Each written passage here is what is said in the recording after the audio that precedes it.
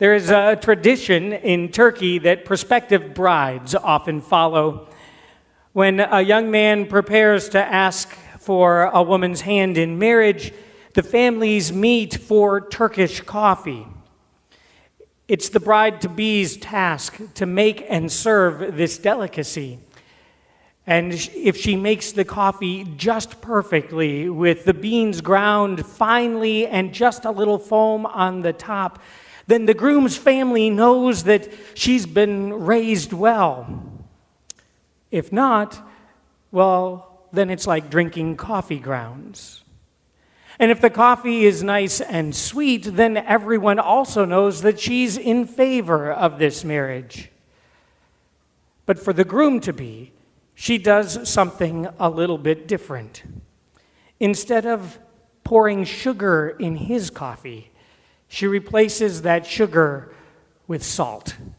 Lots and lots of salt. If he acts as if nothing is wrong when he takes that first sip, then everyone there knows that he will treat her right as his wife. But if he complains, her parents will see how he treats their daughter. And that's the point of this tradition, to show how much the groom really loves the bride-to-be. I think that's an example of tradition at its best. You see, tradition is meant to bring about the reality behind the tradition. Just like the salty coffee is meant to show the groom's true love and respect for his bride-to-be. In the musical Fiddler on the Roof, there's a wonderful scene in which Tevye sings the theme song, Tradition. As he sings, he explains to the audience that the value of tradition is something that shows us who God is and who we are. When tradition can do that, it's a good tradition, he says. It can be a valuable aid in communicating to us the truth of God and the truth about ourselves. But here's the catch with tradition. We can use it to point us to God. But if we're not careful, we can also use it to play God. In today's gospel, the first thing the Pharisees and the teachers of the law do is to use the tradition of the elders to find fault with some of Jesus' disciples. They ask him, "Why do your disciples not live according to the tradition of the elders, but eat with defiled hands?" The Pharisees and teachers of the law are using tradition to judge who's righteous and who's not, to judge who's in and who's out of their circle, and by implication, who's in and who's out of God's circle. The problem is they're using tradition to create an identity for themselves that simply isn't true. When I hear today's gospel, I really want to give the teachers and the Pharisees the benefit of the doubt and say that they had the best of intentions. I want to believe that they were trying to show how much they loved God and respected God's laws by upholding these traditions. I want to believe that they would use this tradition to remind them of who God is and who they are. But I don't. Because they were using these traditions of the elders to make themselves look like righteous people, even when they were not. Traditions are just as powerful for us today. They give us a sense of our identity. We use them to set ourselves apart from other people, and though we may not want to admit it, we can use them to make us look better than we really are, to make us look like people we really are not. We can ask ourselves, what does it mean to be Lutheran? And the answer isn't, we like church coffee or Jell-O or even Bach. The answer is that we believe that we are saved by God's grace through faith in Jesus Christ. Right?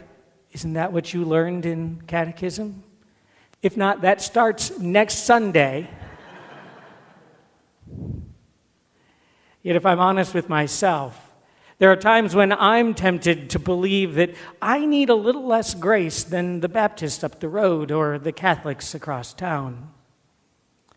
So it might do us all some good to ask ourselves, what traditions do I use to make myself seem better than others? For the Pharisees and teachers of the law, seeing Jesus' disciples eat with defiled hands was an attack on their self-imposed identity. And that attack is what Jesus responds to when he quotes Isaiah saying, "These people honor me with their lips, but their hearts are far from me. In vain do they worship me, teaching human precepts as doctrines." Notice, though, Jesus does not condemn their traditions. He doesn't say traditions are bad. He doesn't condemn the practice of ritual washing before meals. Instead, he condemns the Pharisees and the teachers of the law for allowing their traditions to define their identity as the people of God. He challenges them to reclaim the commandments of God as a gift from God, instead of a rule by which they get to judge others. You see, traditions, they give us convictions to live by.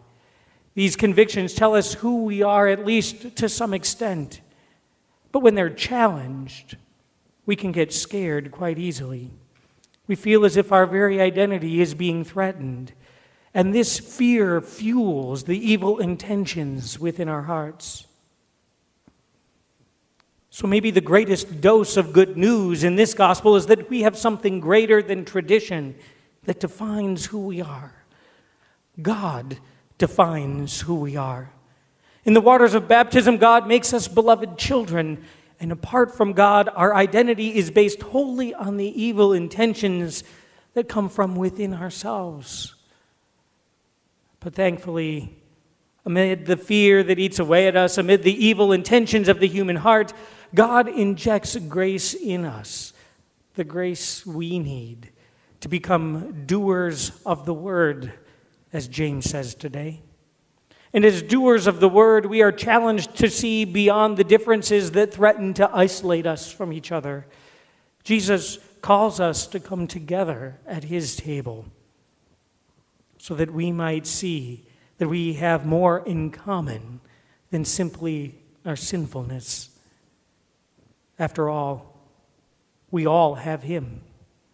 It's here at his table that we are called together to remember that we are all dependent upon his grace. In other words, Jesus is like the groom who will always love us no matter how salty we make the coffee. We come together again and again, mindful of our own sins, to give thanks for God's power to transform us from within and to be sent out once again, humbled by that revelation. So how do we show this revelation? Not only with our lips, but with our lives. Well, notice what James says. He says, "Let everyone be quick to listen, slow to speak, slow to anger, for your anger does not produce God's righteousness." Life in God, that is the source of our righteousness. We still have to wrestle with the sinfulness within our hearts. We still have to examine our own lives, not for the sake of being good and moral people, but because complacency and tradition tempt us, even the most faithful among us. But when we do, I hope we realize over and over again that what makes us Christian is not our rituals or our customs. It's not what we eat or how sweet the coffee is. What ultimately defines us is our faith in God's redemptive love and our willingness to live in that love as we reveal the heart of God to the world. Amen.